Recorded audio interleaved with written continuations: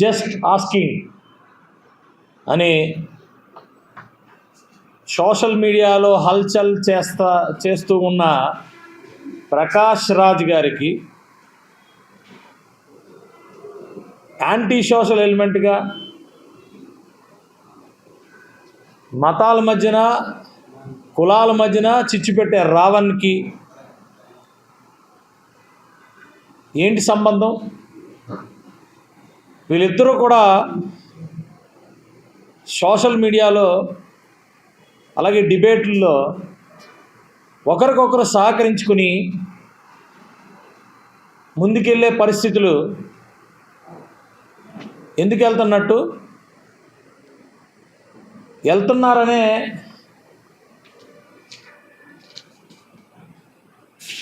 పూర్తి ఇన్ఫర్మేషన్ అలాగే ప్రూఫ్లతో సైతం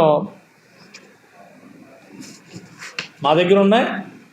ఇది పూర్తిగా కుట్రపూరితమైన డిబేట్స్.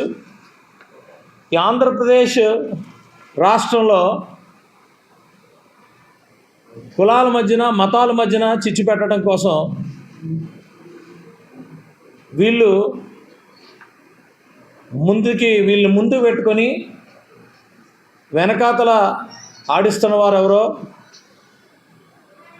బయటికి రావాలి. వాటిని కూడా మేము బయటికి పెడతాం. వీళ్ళిద్దరూ కుమ్మక్కయి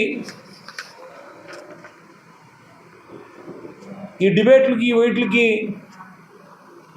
మాట్లాడి కుట్రపూరితంగా చేస్తున్నానన్న దానికి మా దగ్గర ఆడియోలు ఉన్నాయి. దాన్ని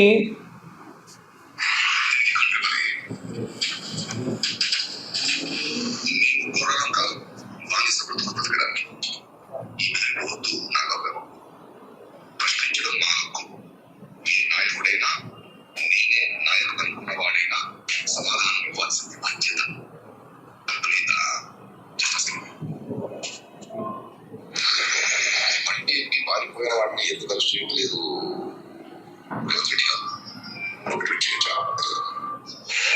కొందరు అమ్ముడుపోయిన మీడియా అంటే అది కొందరికి అమ్ముడుపోయిన అంటే కొన్ని పార్టీలు కావచ్చు మనుషులు కావచ్చు అమ్ముడుపోయిన మీడియా కంటే సో కొందరికి అమ్ముడుపోయిన మీడియాకి అది ఎవిడెన్స్.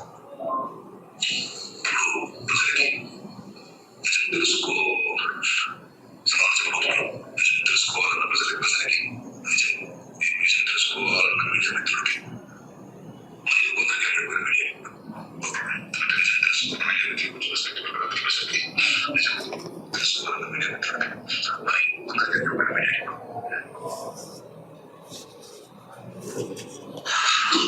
మీకు ఒక లింక్ పంపిస్తాను సార్, యూట్యూబ్ లింక్.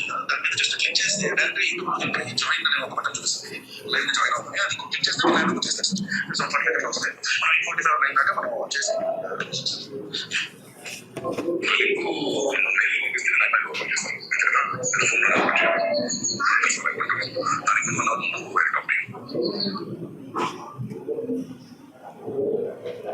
మీరు చూసారు కదా ఒకరికొకరు ఎలా సహకరించుకుంటున్నారో. ఇది ప్రూఫ్స్ ఎలా సహకరించుకుంటున్నారో.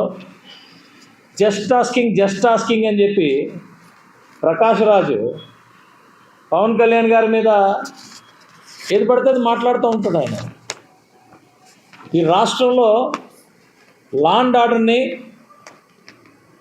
ఎలాగైనా డిస్టర్బ్ చేయాలనే కుట్రపూరితమైన పరిస్థితుల్లో వీళ్ళిద్దరూ ఒకరికొకరు ఎలాంటి సహకరించుకున్నారో మీ అందరికీ తెలియాలి. అందుకనే ఈరోజు మేము ముందుకు వచ్చాం. కులాలు మతాల మధ్యన ఘర్షణను సృష్టించే పరిస్థితులకి వీళ్ళు ఒక ప్రకాష్ రాజు ఒక రావణు వీళ్ళు ఫ్రంట్ మాత్రమే ఉన్నారు. బ్యాక్ ఎవరున్నారో కూడా మేము బయట పెడతాం. ఎక్కడి నుంచి వీళ్ళకి ఫండ్స్ అందుతున్నాయి, ఏ తాడేపల్లి ప్యాలెస్లకు సంబంధించిన షెల్ కంపెనీస్ నుంచి వీళ్ళకి డబ్బులు అందుతున్నాయి కూడా బయటికి రావాలి. ఎట్టి పరిస్థితుల్లో వదిలే ప్రసక్తే లేదు. ఎందుకంటున్నానంటే ఎంత కుట్రపూరితం అంటే కులాలు మతాల మధ్యన చిచ్చులు పెట్టడం వీళ్ళకి ఏం పని, ప్రకాష్ రాజ్కి ఏం పని? రావణ్తో అంత మాట్లాడాల్సిన పనే వచ్చిందని అడుగుతున్నా. జస్ట్ ఆస్కింగ్ అని మాట్లాడతాడు కదా, ఏదో పెద్ద ఈయన ఒకడే పెద్ద మేధావిలాగా జస్ట్ ఆస్కింగ్ అని మాట్లాడతాడు కదా. మరి జస్ట్ ఆస్కింగ్ మాట్లాడినప్పుడు 1924 మధ్యలో మన విశాఖపట్నంలోనే డాక్టర్ సుధాకర్ గారు, ఒక దళిత డాక్టర్ సుధాకర్ గారు, మరి జగన్మోహన్ రెడ్డి గారి పూర్తిగా ఆయన దీని మీద కదా ఆల్మోస్ట్ చనిపోయిన పరిస్థితి ఇక్కడ. అప్పుడు ఎందుకు లెగలేదంటాను జస్ట్ ఆస్కింగ్. అలాగే జగన్మోహన్ రెడ్డి గారి శిష్యుడు అనంతబాబు ఒక దళిత యువకుడిని డ్రైవర్ని చంపి ఇంటికి డెలివరీ చేసినప్పుడు ఈ జస్ట్ ఆస్కింగ్ ప్రకాష్ రాజ్ ఎందుకు ముందుకు రాలేదని అడుగుతున్నా. ఆ రోజు ఎందుకు జస్ట్ ఆస్కింగ్ ఎందుకు అడగలేదు ఆ రోజు జగన్మోహన్ రెడ్డిని? ఈరోజు ఎందుకు గుర్తొచ్చినాయి? కులాలు మతాలు మధ్యన వీళ్ళు చిచ్చు పెట్టడానికి వీళ్ళు కోఆర్డినేట్ చేసుకుంటున్నారు ఒకరికొకరు. రావణ్ ఎవడు, ప్రకాష్ రాజ్ ఎవరు? వీళ్ళిద్దరికి మధ్యలో లింకులు ఏంటి? ఈ కోఆర్డినేషన్ ఏంటి? ఈ డిబేట్లు ఏంటి?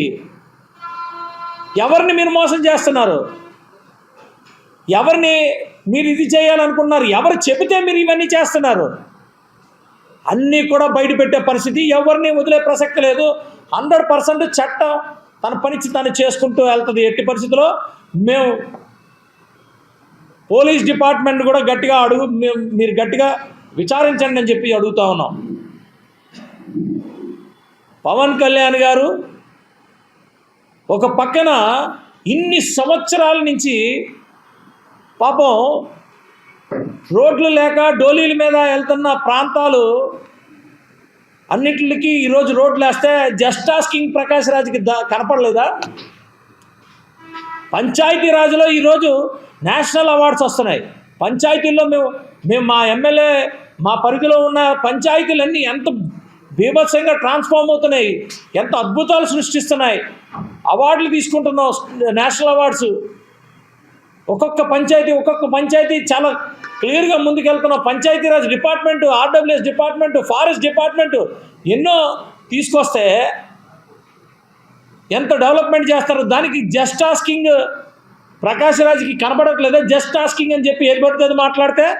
ఇప్పుడు చూశారు కదా, ఇప్పుడు విన్నారు కదా, రావణ్కి ఈయనకి ఏంటి అవసరం ఏంటంటున్నాను నేను. ఇది కుట్ర కాదా? మీరు ముందుకు వచ్చారు, కానీ మీ వెనకాతలో ఉన్న వ్యక్తి ఎవరు మీరు చెప్పాలా? లేకపోతే మేము చెప్పిస్తాం, పోలీసులు కూడా చెప్పించాలా? ఈరోజు నేను అడుగుతా ఉన్నా. మీకు ఆ రావణ్కి సనాతన ధర్మం అన్నా భారతదేశం అన్నా మరి ఎందుకు ఇబ్బందో నాకైతే అర్థం కాల. ఆయనేమో ఈరోజు పవన్ కళ్యాణ్ గారు ఎందుకు వాళ్ళకి వ్యతిరేకమయ్యారు? సనాతన ధర్మం అన్నారు కాబట్టి, దేశం కోసం నిలబడ్డారు కాబట్టి వాళ్ళకి వ్యతిరేకమయ్యారు. దాని మీద ఈరోజు ప్రతి ఒక్కరు ఎలా పడతాలో మాట్లాడతామని మీ జస్ట్ ఆస్కింగ్ మీరెందుకు వాళ్ళతో కలిపారు, చేతులు కలిపారు? విజయనగరంలో రాముడు శిరస్సు ఇదైనప్పుడు మీకు కనపడలేదా అని నేను అడుగుతా ఉన్నాను. ఆ రోజు ఎందుకు మాట్లాడలేదని అడుగుతున్నాం. ఈ జస్ట్ ఆస్కింగ్లో ఈ రావణ్లో ఆ రోజు ఎందుకు మాట్లాడలేదని అడుగుతున్నాం. హిందూ ఆలయాల మీద, అనేకమైన ఆలయాల మీద దాడులు జరిగినప్పుడు మీరు ఎక్కడికి వెళ్ళిపోయారని అడుగుతున్నా. ఈరోజు కేవలం కుట్ర ఈ రాష్ట్రంలో శాంతి భద్రతలు ఉండకూడదనే కుట్రతో మీరందరూ ఒక్కొక్క ఫేసులు పెట్టుకుని, ఒకటి జస్ట్ ఆస్కింగ్ అంటాడు, ఇంకోటి మాట్లాడుతాడు, ఎలా పడతాలో మాట్లాడుకుంటూ ముందుకు వచ్చి ఈ రాష్ట్రాన్ని శాంతి భద్రత లేకుండా ఈరోజు తీసుకొస్తారు. మీరు ఏమి సాధించారు నేను అడుగుతా ఉన్నాను. మీరు ఏం సలహాలు ఇచ్చారని నేను అడుగుతున్నా. లేనిపోని అన్ని ఆపాదించడం, కులాల మధ్యన మతాల మధ్యన చిచ్చులు పెట్టడం తప్పితే మీకు ఏమి సాధించారని నేను అడుగుతున్నా. జగన్మోహన్ రెడ్డి అనే వ్యక్తి 11 సీట్లు వచ్చినా కూడా కనీసం అసెంబ్లీకి రాడు, ఒక చర్చ జరపడు, కనీసం ఆయనకు ఓట్లేసిన వ్యక్తికి, ఆయన వెనకాతలు ఉన్న 10 మందికి ఓట్లేసిన వాళ్ళకి కూడా కనీసం న్యాయం చేయరు. ఈ రాష్ట్రంలో ఏదైనా ఇదిగో ఇదని ఒక అపోజిషన్ పార్టీ స్టేటస్ కావాలని అడుగుతారు, కానీ అపోజిషన్ పార్టీ స్టేటస్ ఉన్న రెస్పాన్సిబిలిటీలు తీసుకోరు. అలాగంటే బొత్స సత్యనారాయణ బయటికి పంపిస్తారు, ఏదో ఒకటి అక్కడ ఏదో మాట్లాడమని. దానికి తోక ముందు ఏముండదు. వీళ్ళు 100% వీళ్ళు వాళ్ళ వెనకాతల జగన్మోహన్ రెడ్డి ఉన్నారు అనడానికి ఈరోజు పేరు నాని మాటలు మీకు అందరికీ అర్థమైపోయి ఉంటుంది. పాపం చాలా బాధపడిపోతున్నాడు పేరు నాని. వైఎస్ఆర్సీపీ పార్టీ కూడా చాలా బాధపడిపోతుంది ఈ రావణ్ని అరెస్ట్ చేసిన దానికి. ఎంతో ఇబ్బంది పడిపోతున్నాం. మరి రావణ్ ఎవరు మనిషి? డెఫినెట్గా ఈ కుట్రని పోలీసు వాళ్ళు ఛేదించాల్సిందే, ఖచ్చితంగా ఛేదిస్తారు. మొహమాటమే లేదు.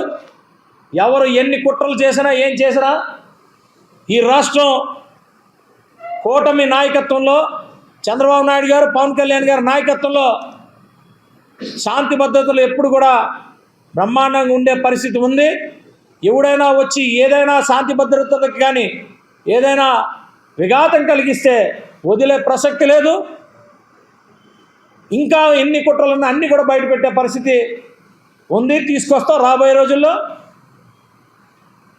ఈ కుట్రలు బయట పెట్టడం కోసం ఈరోజు నేను మీడియా ముందుకు రావడం జరిగింది. జై హింద్.